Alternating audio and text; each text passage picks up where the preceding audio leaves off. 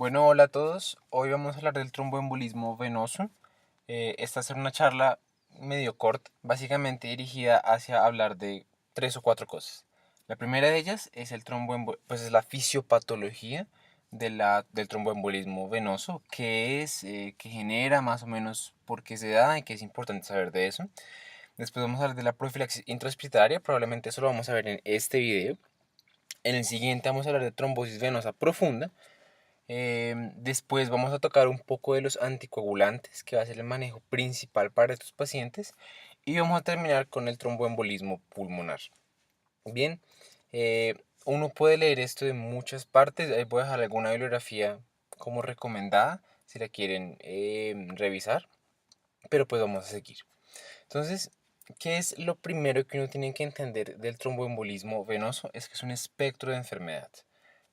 Contiene, como dijimos ahorita, básicamente dos enfermedades. Una es cuando la trombosis ocurre a nivel de las extremidades, usualmente extremidades inferiores, que eso lo llamamos una trombosis venosa profunda.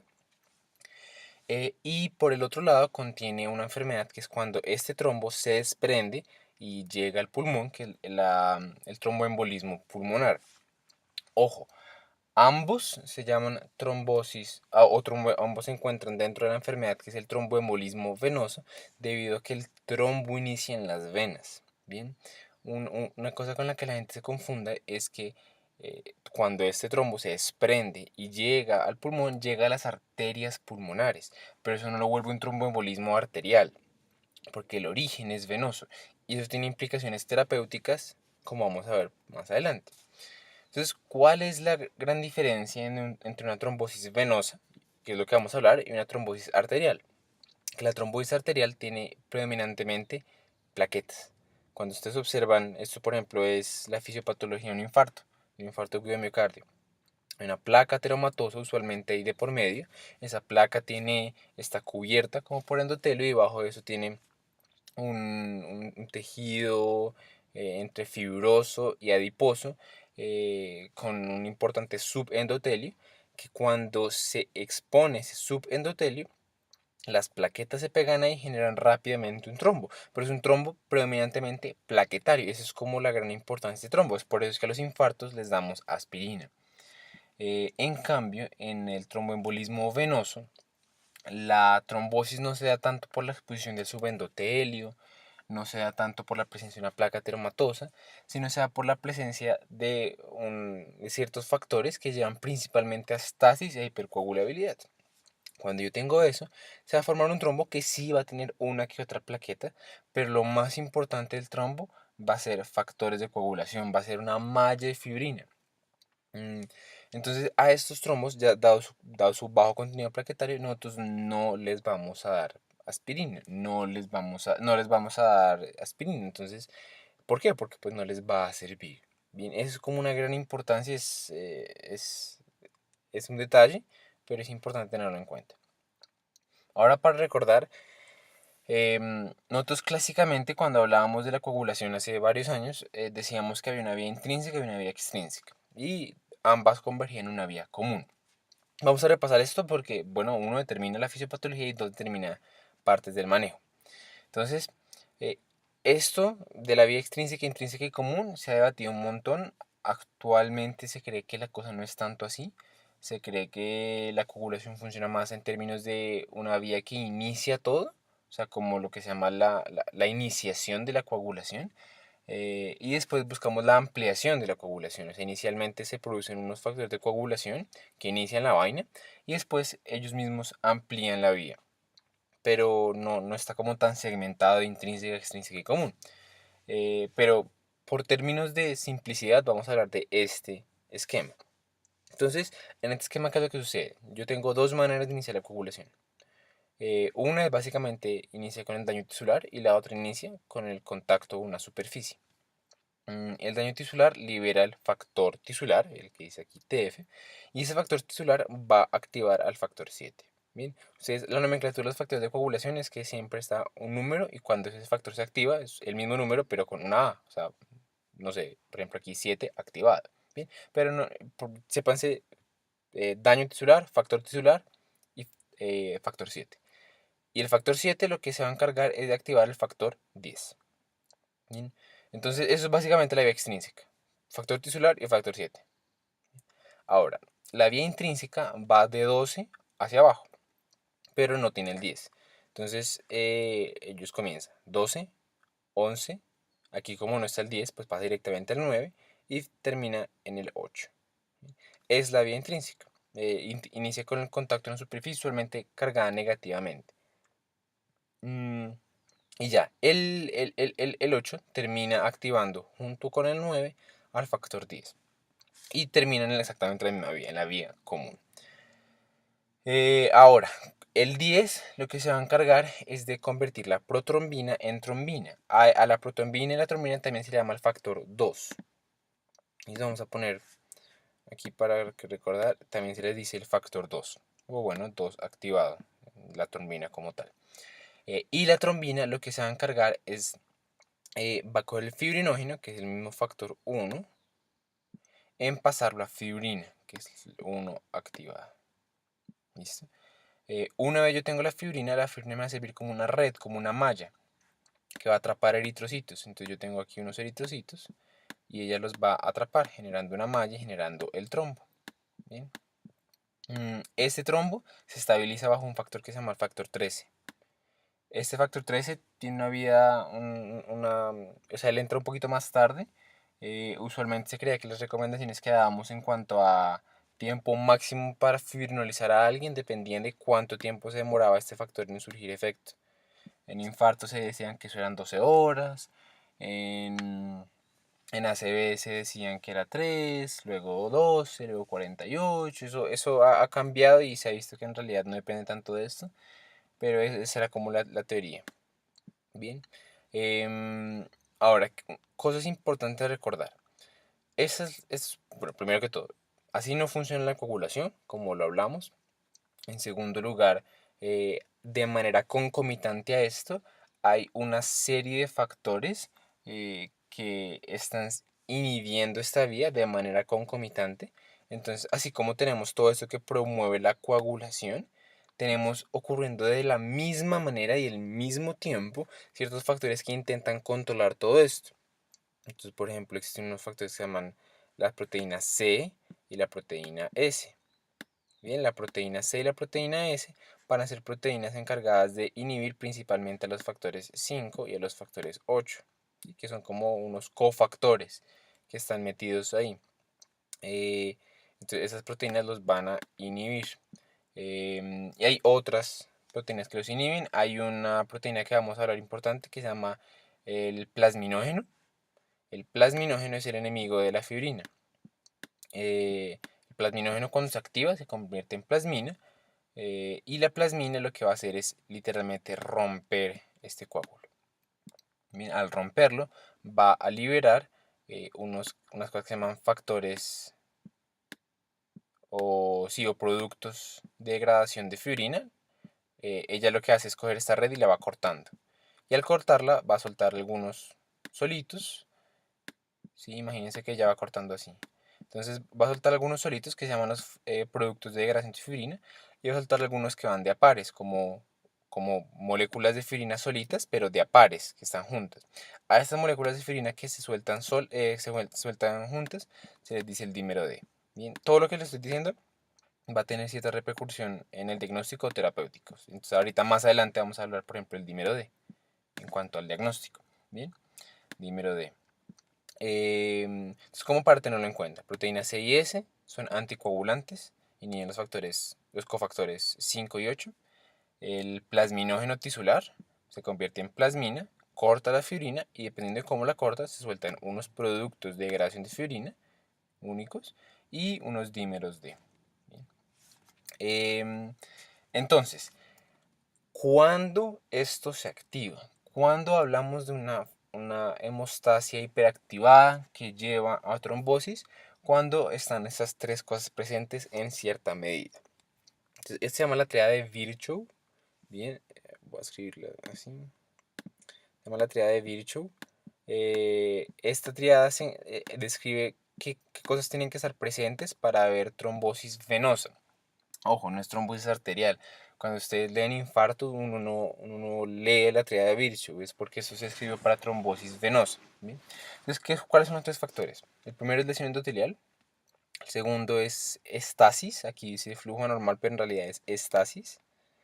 Y el tercero es hipercoagulabilidad. ¿Bien? Si yo tengo estos activados, voy a estar más predispuesto a trombosis. ¿Qué me lleva a lesión endotelial? Lo principal, trauma y sus asociados. Em, sí, eso sería como lo más importante en cuanto a lesión endotelial.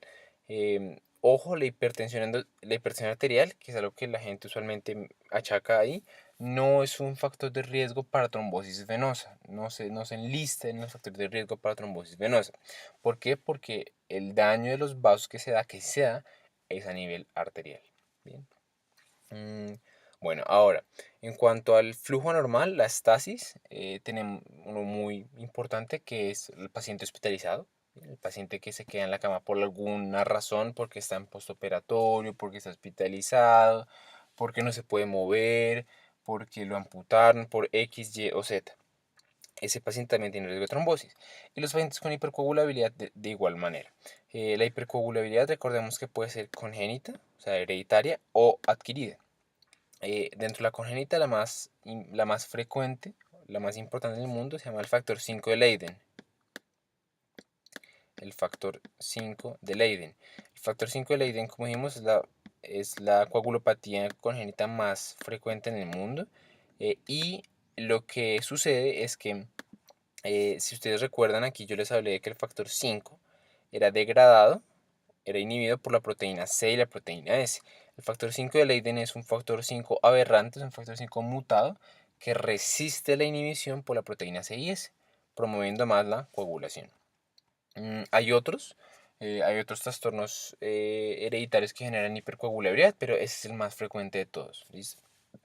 Y los factores adquiridos que generan hipercoagulabilidad: está la obesidad, está el cáncer, están las enfermedades autoinmunes. Hay muchos. Y estas tienen cierto riesgo. Puede ser fuerte, moderado o más bien leve.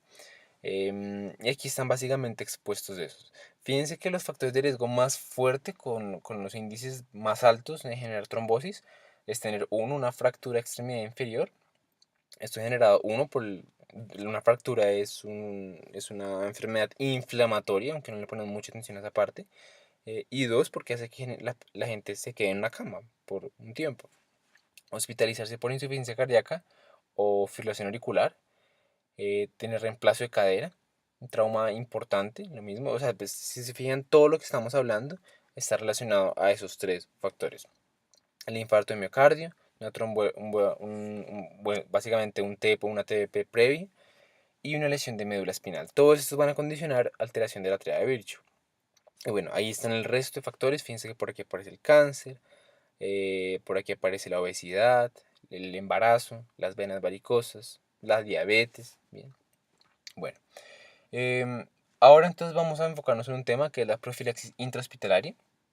Ya nos dimos cuenta, teniendo esto aquí, de que un paciente que está en un hospital, que está puesto en la cama un tiempo mayor al que usualmente está acostumbrado, va a tener riesgo de trombosis. Entonces, ¿cómo lo vamos a prevenir? ¿Cómo vamos a prevenir que cause trombosis? Lo primero que vamos a hacer siempre que tengamos un paciente hospitalizado, siempre es calcularle una de esas escalas. ¿Cuál vamos a usar? Depende de si el paciente es un paciente médico, un paciente por interna, un paciente por, no sé, pediatría. Bueno, por pediatría esto no se hace tanto. em, si es más como un paciente por interna versus un paciente que está en un plan quirúrgico. Usualmente estos pacientes van a ser por cirugía general, ortopedia, etcétera. Si tengo un paciente médico, yo puedo aplicarle alguna de estas escalas. La más taquillera es el PADUA. Sin embargo, tiene un poquito más de evidencia el IMPROVE. Pero podemos usar cualquiera. Y vamos a calcular también una escala, el riesgo de sangrado. Para eso hay poquitas escalas buenas. A mí particularmente me gusta esta, que es el IMPROVE, pero la versión de sangrado. Las demás escalas no tienen un buen rendimiento. Entonces, nada, cogemos a nuestro paciente que tiene una estancia hospitalaria por lo menos por más de 3 días y le hacemos esta escala. No es importante, en mi opinión, que uno se sepa todos los factores de la escala. uno la puede buscar sencillamente, pero lo importante es saber que si yo tengo más de 4 puntos para arriba, me indica que yo tengo un riesgo alto. Bien. Y estos pacientes con un riesgo alto generalmente los voy a manejar. Fíjense que mira cosas muy lógicas. Mira que esté con movilidad reducida, entonces por ejemplo un postoperatorio, que tenga cáncer activo, que haya tenido un episodio previo, que tenga una condición trombofílica conocida, trauma o cirugía reciente, en menos de un mes, que sea mayor de 70 años, que tenga insuficiencia cardíaca o respiratoria, un infarto de miocardio o una ACV, tratamiento hormonal, obesidad o infección. Yo le hago esa escala y si me sale el mismo, 4 o más, básicamente tengo que manejar. El Improve también es una escala adecuada. Esta fue sacada de un estudio con más pacientes que la de la escala de Padua. Sin embargo, ustedes van a ver que no es tan taquillera aquí en Colombia, pero tiene un poquito más de evidencia. Ninguna de estas escalas que yo les estoy mostrando se ha validado en Colombia, pero se usan de manera como porque pues no hay nada más. Y este es el Caprini. El Caprini yo les dije que era para los pacientes quirúrgicos. Entonces un paciente quirúrgico yo le hago esto básicamente es como intentar como meter al paciente en alguno de estos. Em, Bien, eso sería como básicamente. Y uno también debería, aunque esto no se hace mucho, uno debería valorar el riesgo de sangrado. ¿Qué me va a condicionar un riesgo de sangrado? Lo más importante es que si ustedes se fijan, el que más le dan puntaje es tener una úlcera gastrointestinal activa y una úlcera sangrando. ¿Bien? Que yo haya sangrado en los 3 meses previos, que tenga trombocitopenia menor de 50.000, que yo sea muy viejito o muy joven, que tenga falla hepática o renal, estadio en la UCI, un catéter central, una enfermedad reumática, cáncer también causa un riesgo de sangrado, que sea, bueno, aquí básicamente se le da puntaje a las mujeres y ya. Entonces, hago esas escalas. Si me dan un alto riesgo trombótico, un PADO mayor igual a 4 o un IMPROVE mayor igual a 2, y un bajo riesgo de sangrado, yo soy paciente de anticoagular. ¿Bien? Y lo voy a anticoagular con enoxaparina. La enoxaparina, ahorita vamos a hablarla, básicamente qué es, cómo funciona, pero se da 1 mg/kg por día. ¿Listo? Muy importante esto. La dosis para yo ponerle a alguien profilaxis es por día. ¿Listo? Es esta dosis, pero es por día. Más adelante vamos a ver que la dosis terapéutica, cuando yo quiero anticurar a alguien, no profilácticamente, sino plenamente, es cada 12 horas. Bien. Pero profilaxis, si alguien que no ha generado un coágulo, solo es por día. Si el paciente tiene un muy alto riesgo de sangrado, por ejemplo, está sangrando en este momento, eh, el riesgo-beneficio me puede indicar que de pronto esto no sea lo mejor. Entonces voy a poner medidas mecánicas. Las medidas mecánicas es básicamente medidas compresivas. Ellas previenen la estasis sanguínea y logran prevenir de cierta manera la trombosis y caminar. Básicamente que tenga una deambulación temprana. Ahora, si me sale un bajo riesgo trombótico, pues nada, no le hago nada. Y si me sale un alto riesgo sangrado con un bajo riesgo trombótico, pues minimizo el riesgo. Pero esto es como medio lógico. Lo más importante es lo de arriba. Listo, entonces dejamos ahí y pasamos al siguiente video.